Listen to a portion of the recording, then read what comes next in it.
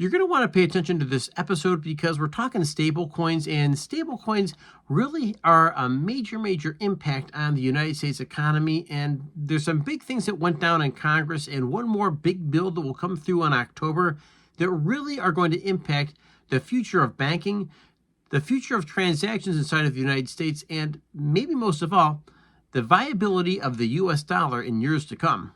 Crypto Week on Capitol Hill is wrapping up on a high note after the House passed 3 crypto-related bills yesterday afternoon. There's the Genius Act stablecoin regulation bill, which the Senate passed with bipartisan support last month and now moves to the president's desk. Then there's the market structure package known as the Clarity Act, which would set rules of the road for crypto. And finally, the anti-CBDC Surveillance State Act, which would prevent the Fed from creating a central bank digital currency.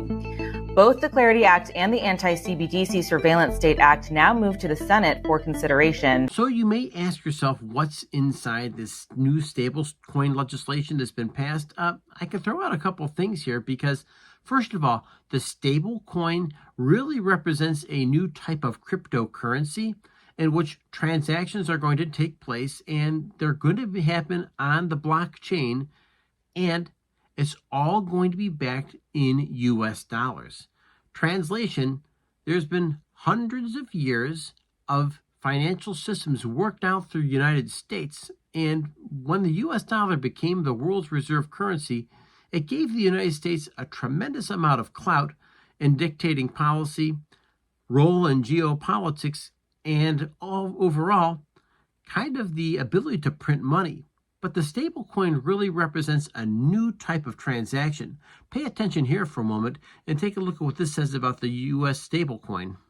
Now we could ask ourselves a couple of questions like who gains and who loses, because the world of finance and the world of banking really is more abstract to many of the viewers here. You're not alone if you feel a little bit confused by this, because I think purposely it's made confusing, but let me maybe help you out a little bit. I think you'll just continue to see this industry grow.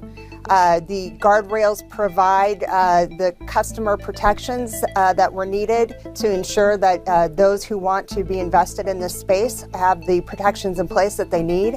And really what we're seeing is the dollar dominance with stablecoins that will continue, and we're going to fulfill the president's wish of making the United States the crypto capital of the world. Wall Street is also eagerly awaiting these new stablecoin rules. JP Morgan Chase CEO Jamie Dimon said the bank will get involved in stablecoins during an earnings call earlier in the week. He said that while he doesn't get the appeal of stablecoins, he can't afford to stay on the sidelines. So who are the big winners in stablecoin? The big banks and legacy payment systems are going to be big winners in this system, because the fact is that they will be able to roll over their transactions onto the stablecoin network, and that makes things work really well for those players.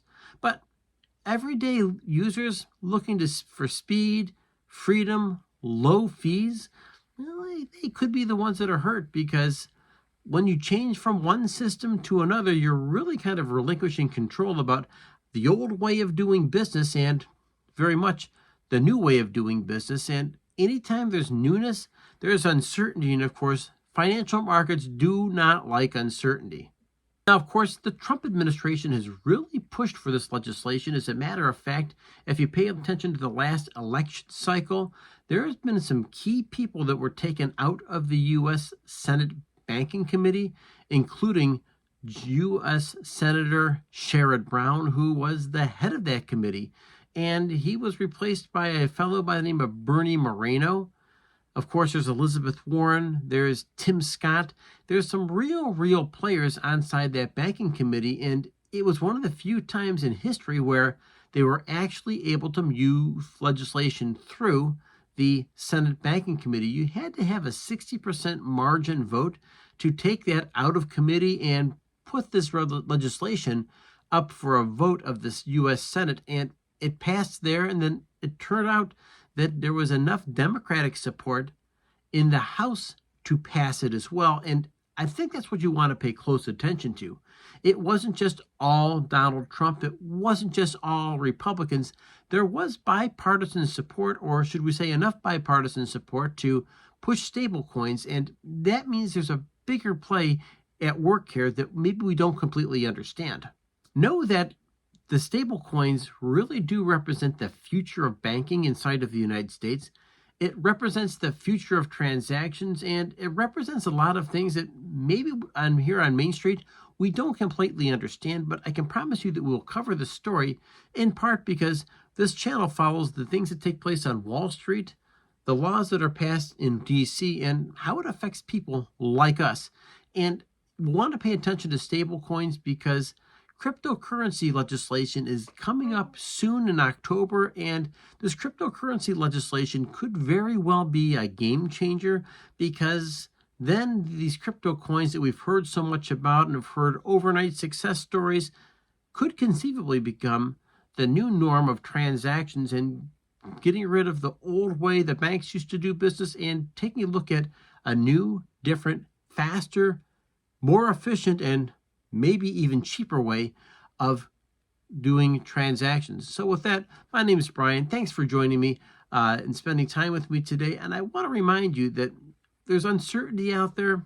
That's part of life. And the fact is, we have channels like this that are designed to help people like us better understand. If you can like, you can subscribe. I can provide this to you on a daily basis, give you shorts, and of course, go live, which we do a few times a week as well. Thanks for joining me. And remember, folks, the biggest battle you fight is the one between your ears. Stay healthy, and I'll catch you next episode. Goodbye.